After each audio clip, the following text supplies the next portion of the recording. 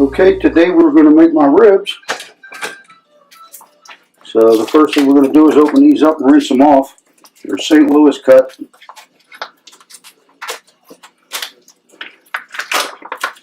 Nothing super fancy. A lot of people prefer baby backs. I don't personally prefer those. I like the St. Louis cut ribs.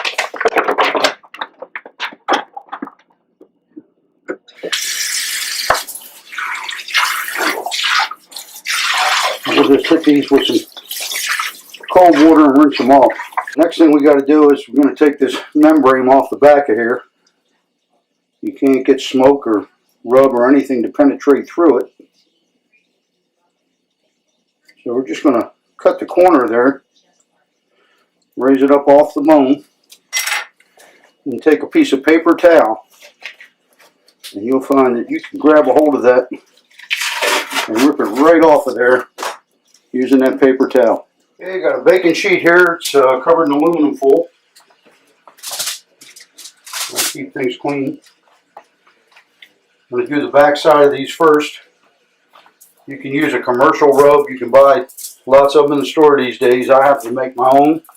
Will flash up on the screen there in a second, and you can see exactly what's in mine.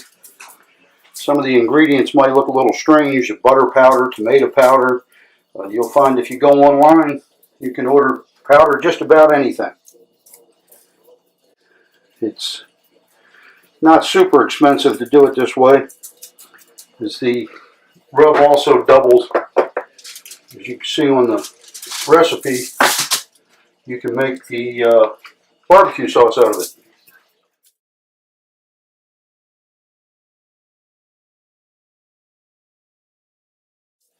We just want to coat these nicely.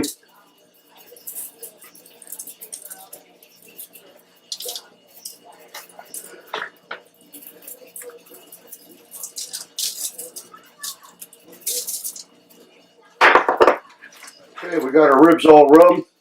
We're going to let these sit for about an hour and let that rub just kind of moisten and soak into the meat a little bit while we do. So what we're going to do here is we're going to take our tray that we would normally use to put our charcoal on for barbecuing. We're going to set it at its highest level.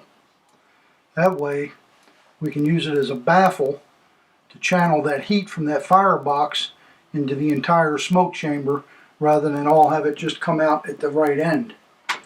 Now this will give us a lot more even heat, better cooking.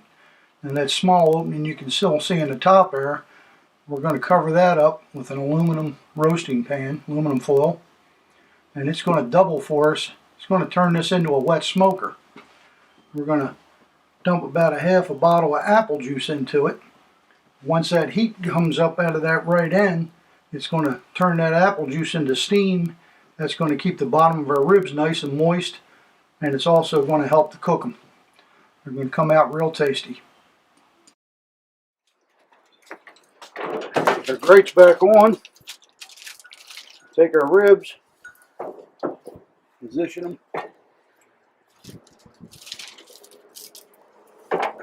right on the grates. You want the thick end down towards the firebox.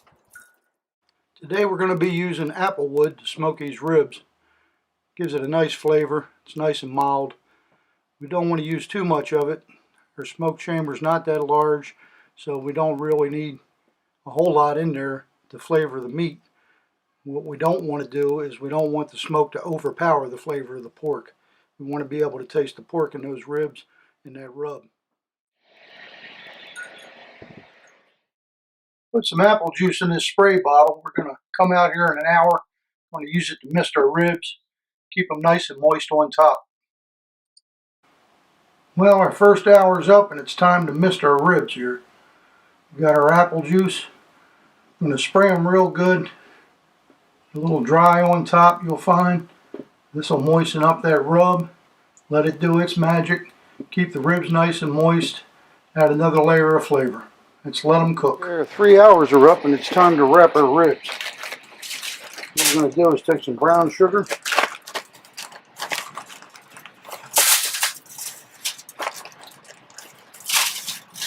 Make a nice bed of that.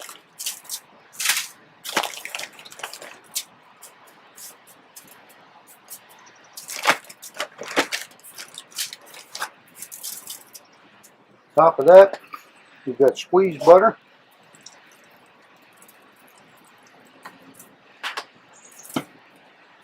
On top of that,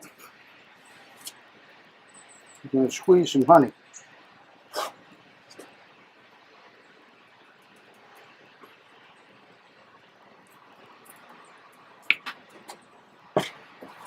Ribs. We're going to put the meaty side down, right on top of that brown sugar. Wrap them up nice and tight.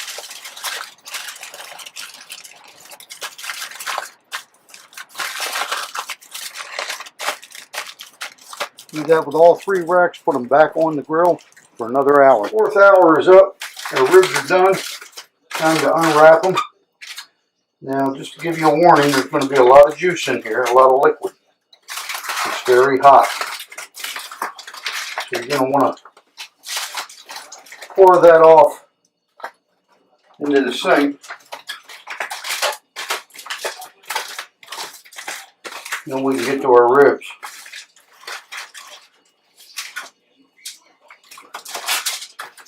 There's our bake pan.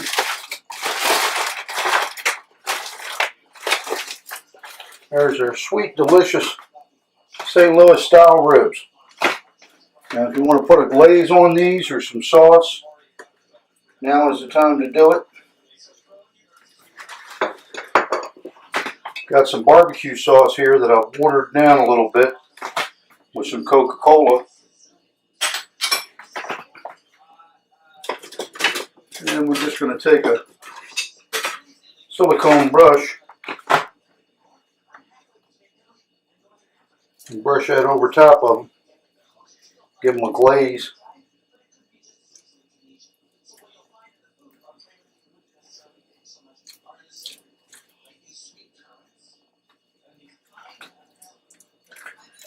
Adds another layer of flavor. Makes them look nice. You want to set that,